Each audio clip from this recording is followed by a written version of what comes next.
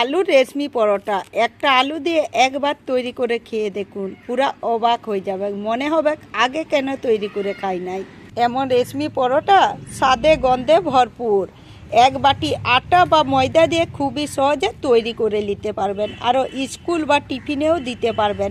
মাঝে মধ্যে মন গেলেও নিজেরাও এমন করে পরোটা তৈরি করে খেয়ে দেখতে পারেন।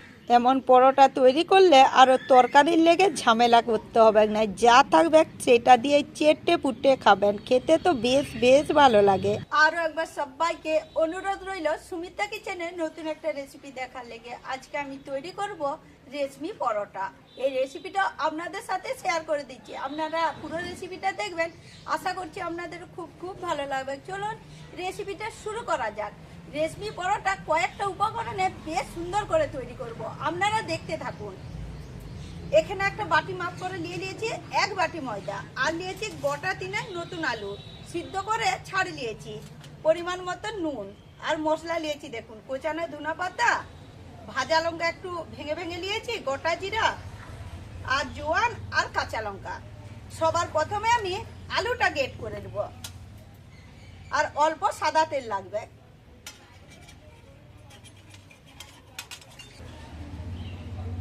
তিনটা সিদ্ধ আলু আমি বেশ সুন্দর করে গ্রেট করে নিয়েছি।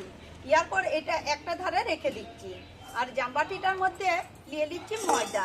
প্রথমে ময়দার ডোটা মেখে নেব, আরো দিয়ে দিচ্ছি এই যে মশলাগুলো যেগুলো আপনারাকে দেখালাম, পরিমাণ মতো নুন, আপনারা চাইলে অল্প চিনিও দিতে পারেন যারা মিষ্টি খেতে পছন্দ করেন। এরপর দিয়ে দিচ্ছি গ্রেট করা আলু।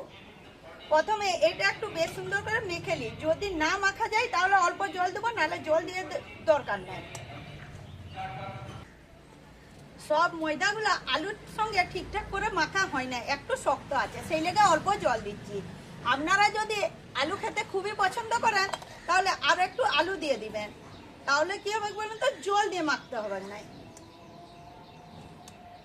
অল্প জল দিলেই হয়ে যাবে। ডোটা একদম শক্ত শক্ত করে মাখবো।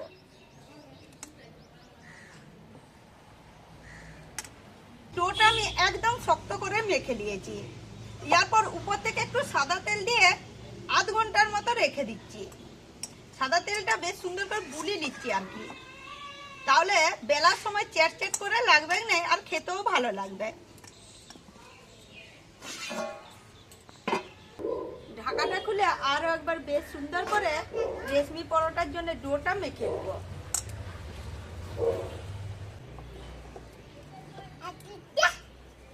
বন্ধুরা নেড়ি বলছে আমাকে একটু দে, আমি করব, দিবি? বেশ সুন্দর করে আরো একবার মেখে রেশমি পরোটার জন্য ডোটা তৈরি করে দিয়েছি। লে তোকে আগে একটু দি, তুই বেলতে পারবি তো?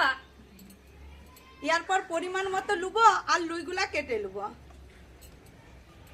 একটু শক্ত করেই কিন্তু ময়দার ডোটা মাখবেন, নাহলে বেলতে অসুবিধা হবে, আলু দিয়ে আছে তো সেই লেগেই। রেশমি পরোটার জন্য সব লুইগুলো একইভাবে কেটে আর একটু করে সেট করে দিয়েছি। এরপর বেলে নেবো।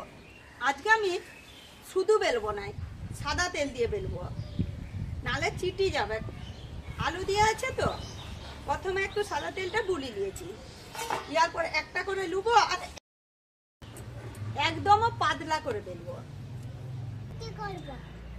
বন্ধুরা নেড়ি বলছে রুটি করব, ও বেলবে, ওই যে হাতে একটু দিয়েছি সেইটি হচ্ছে ও বেলবে, সেই জন্য বলছে বেলতে দে আমাকে। একদম পাতলা করে বেলেছি, আর আপনারাকে তুলে দেখাচ্ছি দেখুন। একইভাবে সব পরোটাগুলো বেলে নেবো আগে, তারপরে ভাজবো।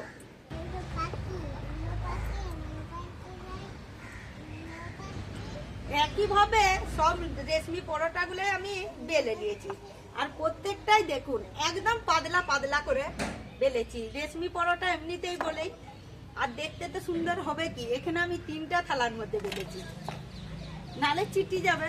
উনানের মধ্যে ননস্টিকের তাওয়াটা বসেছি, আর ওইদিকে নেড়ির দেখুন, নেড়ি ও নিজের গুলা বেলছে, ও বলছে নিজেই ভাজবো। প্রথমে তার মধ্যে অল্প সাদা তেল গুলি দিই, আমি প্রথমে যে থালাটাগুলো বেলেছি ওইগুলা একটা একটা করে নিয়ে আগে ভেজে নিব, নাহলে ওগুলো চিটি যাবে। বেলা এই পাশটা হালকা করে সেকে নিয়েছি, এরপর এই পাশটা উল্টে দিচ্ছি আর খুন্তি দিয়ে অল্প অল্প করে সাদা তেল ঘুরিয়ে ঘুরিয়ে আমি ভেজে নেবো, তাহলে তেলটাও কম লাগবে আর বেশ সুন্দর ভাজা হবে।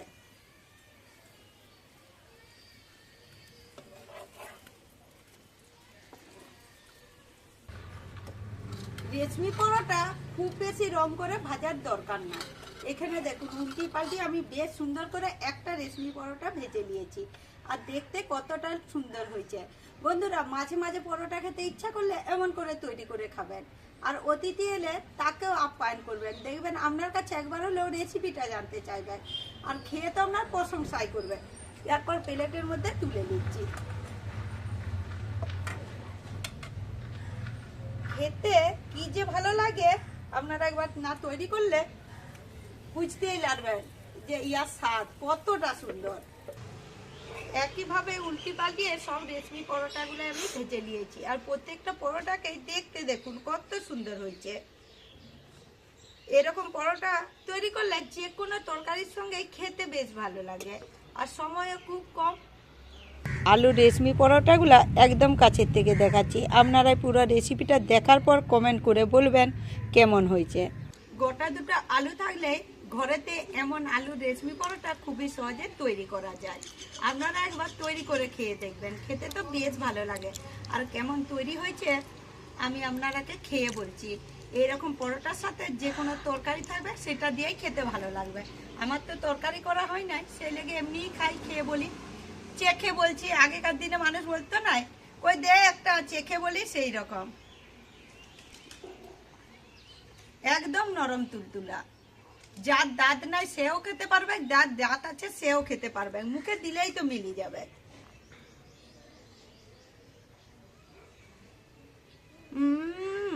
একদম সুন্দর হয়েছে বন্ধুরা, একদম।